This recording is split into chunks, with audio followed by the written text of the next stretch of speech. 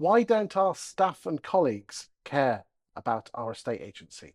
Today I'm joined by the wonderful Amy Rowlands, who is an estate agency boss in North East Wales. Thanks for joining me today, Amy. Thank you very much.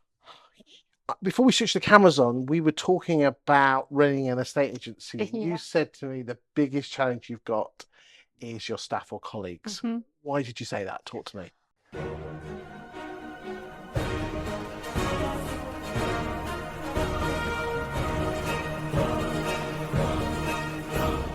I actually think it's our biggest strength and our biggest weakness.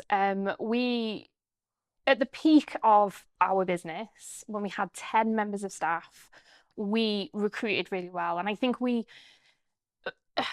direction was there. We knew where we were. People they were working to our core values. COVID hit, it went bananas. We've lost some staff. And then along the way, we've also lost a bit of our identity. So I don't think it's just staff. I do think that they need to know, they need to have the train tracks when they start working for us, if that makes sense. However, a member of staff has just left. I headhunted her. She was only 21. Worked in a local garage. Absolutely amazing person. Really, really liked her. She just made me smile when I saw her, and I thought, you can't train people for that. She's come into the business, and as I said, the train tracks probably weren't there for her to hit the floor running, which was a learning thing for us. But when she left, she said, I just don't care enough. And it's really hit me. Does she care about anything in this world?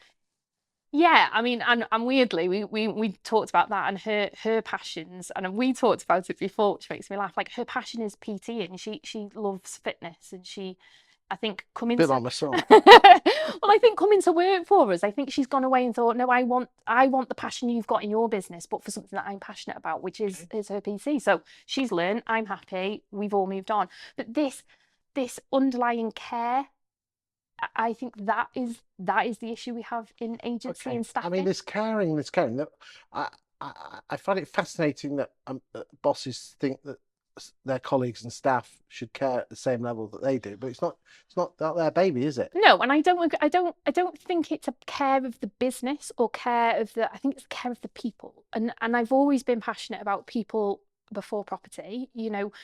It's a catchy, when we set the business up, our catch line has always been finding homes, not just selling houses. And what I mean by we wanted to always work with buyers as much as sellers, because without them you don't get the other, and it's a hand in hand. And I think what she meant when she left was she didn't care enough about that for her to move on within that business, not the care of necessarily the business, if that makes sense. I think there's a different level of care. I know no one's going to care about the business as much as I am, but I think the care of the people should be a fundamental, value for anybody coming into agency. It's not transactional, and if it is, this isn't just one neg. You've had your fingers burnt a few times, haven't you? Yep. Yeah, and I think that again, the change in direction within the business over the last couple of years hasn't helped, because I think, if you try and recruit into someone that doesn't know where they're going, we've now found our strengths again, and we've got the direction back. Would it be fair to say that because you and Ben, were going through a process of splitting up, and then your name came, Yeah. If you guys don't know where you're going, how the hell do you expect your team to? Absolutely, 100%. And I think that has been where our recruitment problems have been, which I'm now excited for 2026, because we finally got back to being on the same page. And it's taken a while. It took me leaving the business, I think, for him to appreciate me and me to appreciate him. When you've been together 10 years and you've lived together, worked together, you take each other for granted. And I think that's what had happened. And as I said, we were pulling in different directions. So the fact that we're back on track and gone back to our fundamental, why did we set up this business? What is the purpose of Tate & Co? And the purpose is finding homes, not just selling houses. We want to sit in the 4-bed detached family market.